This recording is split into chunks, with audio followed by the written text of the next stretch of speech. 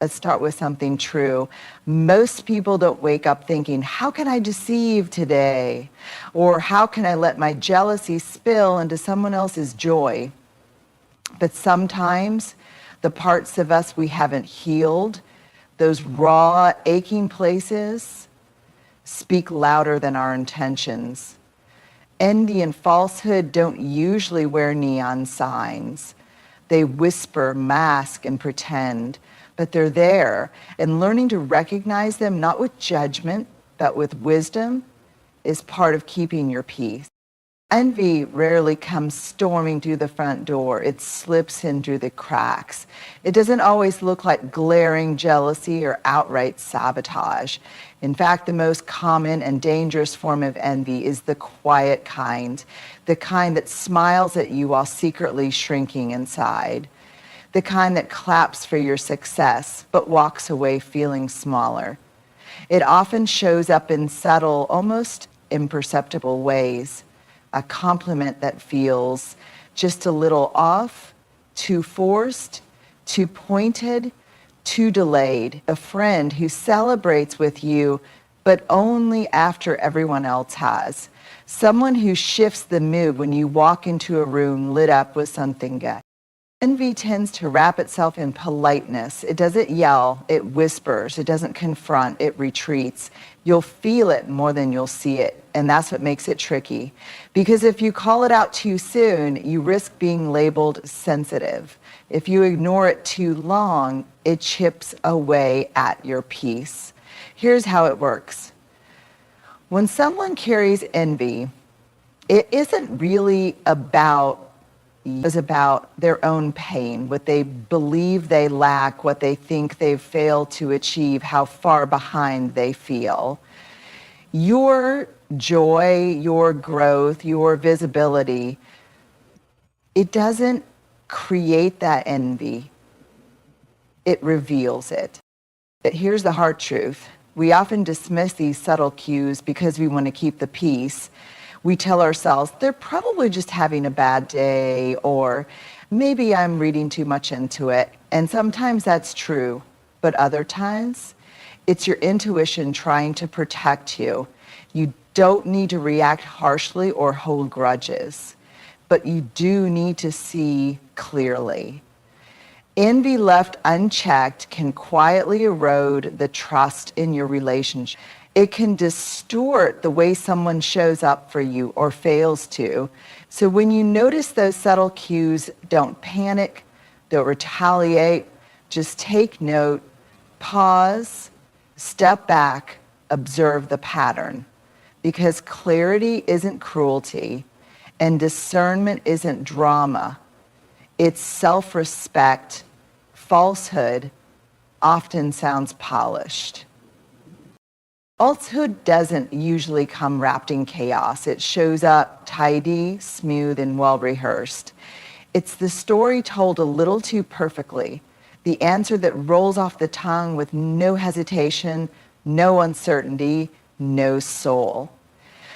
The trouble is, we've been taught to associate confidence with truth. If someone sounds sure, they must be honest. If they speak with clarity and charisma, they must be authentic. But that's not always the case. Because falsehood is often crafted carefully. It's been practiced in the mirror, tested in small conversations to see how people respond, polished until it gleams. It's the version of the truth that protects someone's image, not their integrity. It's what gets said when the real story feels too vulnerable, too messy, or too exposing. And so instead of transparency, you get a performance. You can usually feel it when it happens, like something in the conversation just slides over the real thing. There's no pause, no processing, no sense that the person is actually in the moment with you. Is delivery. And if you're someone who values authenticity, this can be disorienting because you may find yourself questioning your instincts. but they sounded so certain. They looked me in the eye. They didn't stutter or hesitate. How could that not be true? Here's what no one tells you. Truth is often messier than lies. It comes with stumbles, pauses, and the courage to say, I'm not sure, or this is hard for me to explain. Realness takes emotional effort. It doesn't always sound smooth because it hasn't been curated. It's being lived. So what can you look for? Watch for the over-scripted. If someone always has the right thing to say in exactly the right way every time, that's not raw. That's rehearsed. Notice the lack of vulnerability. Falsehood rarely leaves room for discomfort. It's built to keep emotional distance, not to invite closeness. Pay attention to the feeling in your body. Your nervous system often picks up on what your mind hasn't fully processed. If something feels off, even when the words sound right, lean in. Ask yourself what you're sensing beneath the surface. This doesn't mean you walk around distrusting everyone. It means you grow wise enough to know that not all polished stories are true.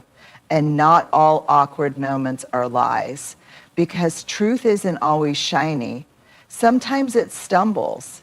Sometimes it trembles, but it always stands when you give it time. Tone is truth's companion. Words carry information, but tone carries intention.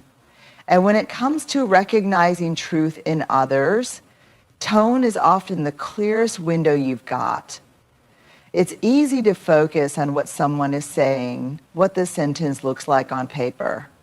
But the how behind the words often tells you everything you need to know.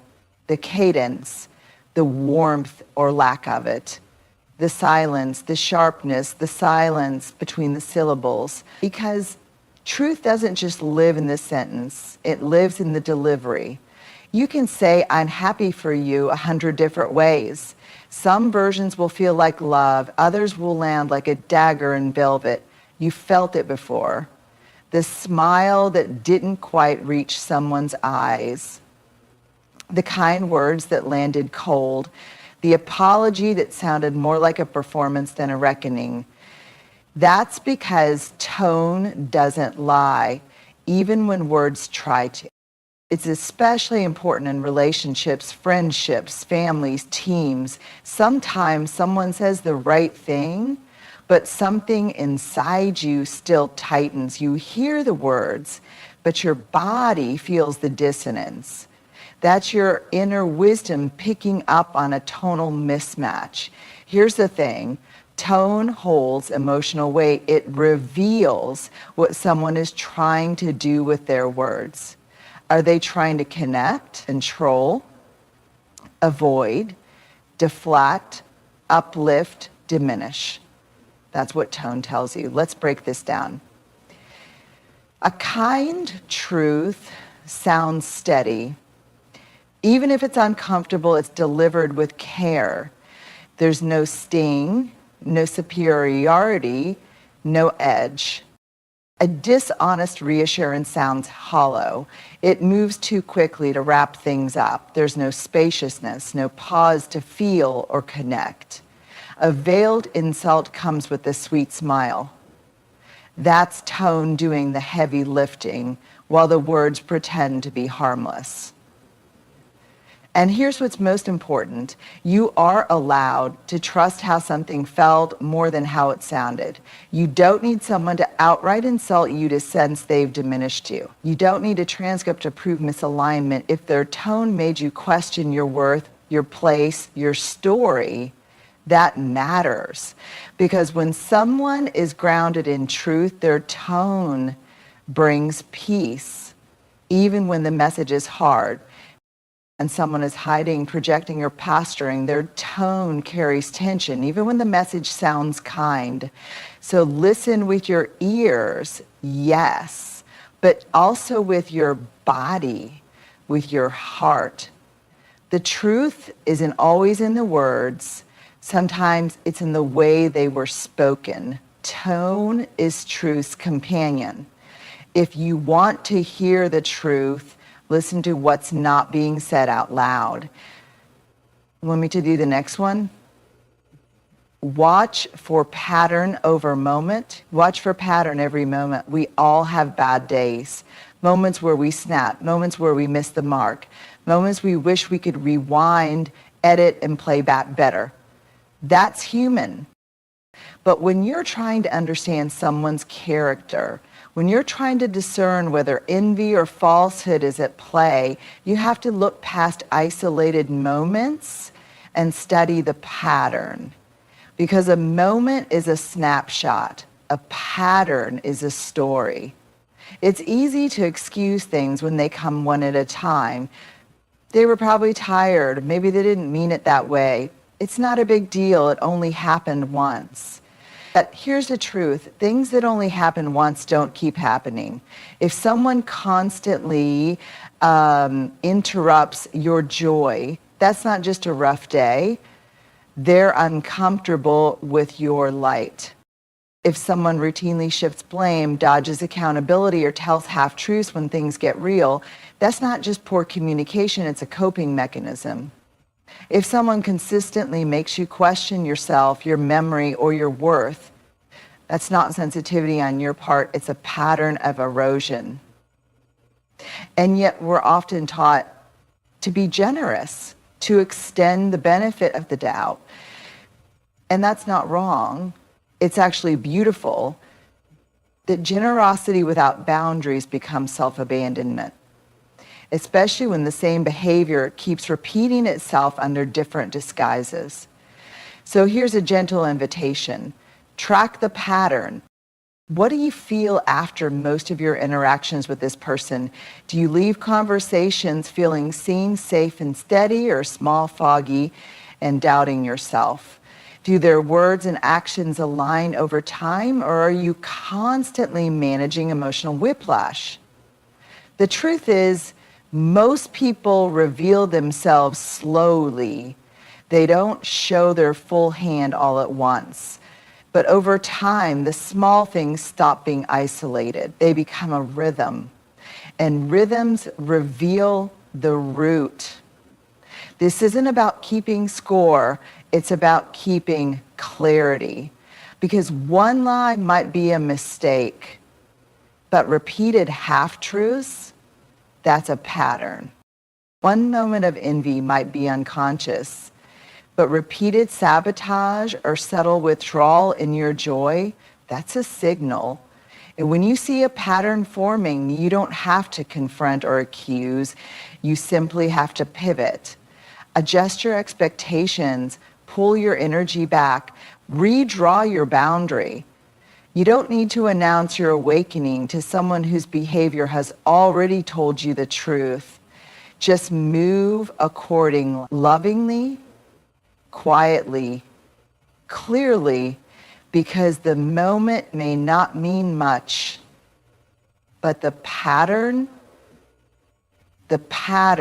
is everything. Ready for the next one? Energy doesn't lie. You can say all the right things, you can wear the perfect expression, you can smile, nod, and go through the motions, but the energy underneath it all, that's where the truth lives. And the thing about energy is, it doesn't lie. We are wired to feel each other. Long before language, we communicated through energy, facial expression, tone, posture, presence. And that part of us still works. That subtle intuitive sensing we sometimes ignore because it doesn't come with proof or logic. That's wisdom. That's your nervous system reading the room before your brain can catch up. Think about it. Ever walked into a room and felt the tension even though no one said a word? Ever had a conversation where the words were sweet but something in you just tightened? Or the opposite, a moment where someone didn't say much, but you felt seen, safe, held, That's energy doing what it does, revealing what words can't. When it comes to envy and falsehood, energy is often your earliest signal. Someone might be saying all the right things, clapping when you win, nodding when you speak, but something feels off. Something in their body, their eyes, their timing tells a different story. You can't always explain it, but you know it. And here's the hard part. We've been trained to override this knowing, especially if we're empathetic or conflict averse. We doubt our gut. We second guess. We give people the benefit of the doubt at the expense of our own clarity. But here's a reframe. You're not being judgmental. You're being attuned. You're listening to the part of you that doesn't need permission to sense danger, misalignment, or insincerity. You're honoring the intelligence that comes not from suspicion, but from years of experience, heartbreak, healing, and observation. Because while someone can fake a smile, they can't fake presence. They can't fake the clean, clear energy of someone who isn't trying to compete with you, diminish you, or deceive you. And when someone's energy is off, you don't need to call them out. You don't need to collect receipts. You don't need to convince anyone else. You just need to trust yourself, even if you don't have the words for it yet, even if it's inconvenient, even if it makes you pull back from someone you wanted to believe in. Energy is the language beneath the language. It speaks with or without permission. It always tells the truth. And it's okay for you to listen. When you start seeing envy and falsehood clearly, when the masks slip and the energy shifts, it can be tempting to respond in extremes. Some of us go soft. They didn't mean it, we whisper to ourselves. We shrink our needs, downplay the betrayal, and stay silent to keep the peace. Others go sharp. We cut people off, build walls, and declare, I don't need anyone. But there's a middle way, a strong, steady path that honors both your humanity and theirs. It's called holding grace and boundaries together. Grace says, I see you're hurting. I know that envy and dishonesty are usually symptoms of something deeper. Fear, insecurity, scarcity. I won't demonize you for being human. Boundary says, but I still get to protect myself. I still get to choose peace over proximity. I still get to walk away from anything that chips away at my clarity, joy, or safety. This is sacred work, learning how to stay open-hearted without staying unguarded. It's not about being nice, it's about being true. Grace without boundaries turns you into a doormat. Boundaries without grace turn you into a fortress. But when you hold both, you become someone who can see clearly without becoming hard. Someone who can step away without creating drama. Someone who can say, this isn't healthy for me, without needing the other person to be a villain. This is where your power lives, not in controlling other people's behavior, but in regulating your response. In saying, I can love you and leave the room. I can wish you well and still stop sharing parts of my life with you. I can forgive you and still choose myself, because grace sees the humanity in others. Boundaries protect the dignity in yourself. Holding both means you stop trying to fix people who don't want to change and start choosing peace over potential. It means you trust your discernment, even if it means walking a lonelier road for a while. It means you love from a place of truth, not obligation, not fear, not performance.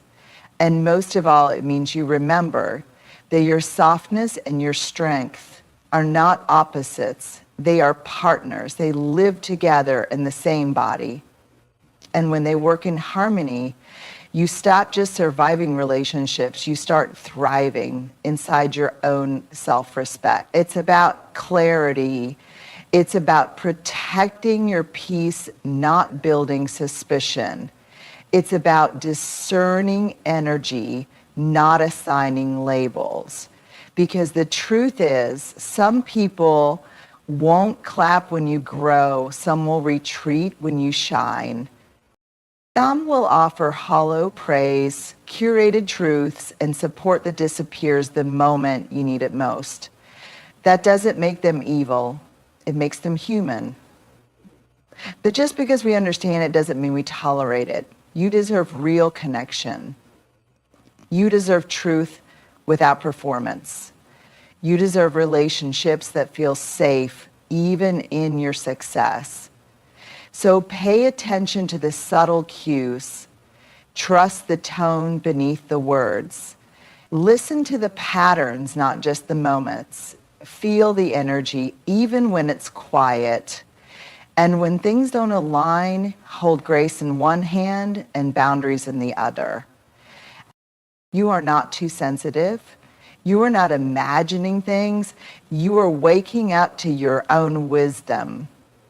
And the more you trust that wisdom, the more your life will begin to fill with people who are rooted, not rattled by your light. People who don't compete with your growth, they honor it. People whose truth doesn't hide in shadows, it stands beside yours.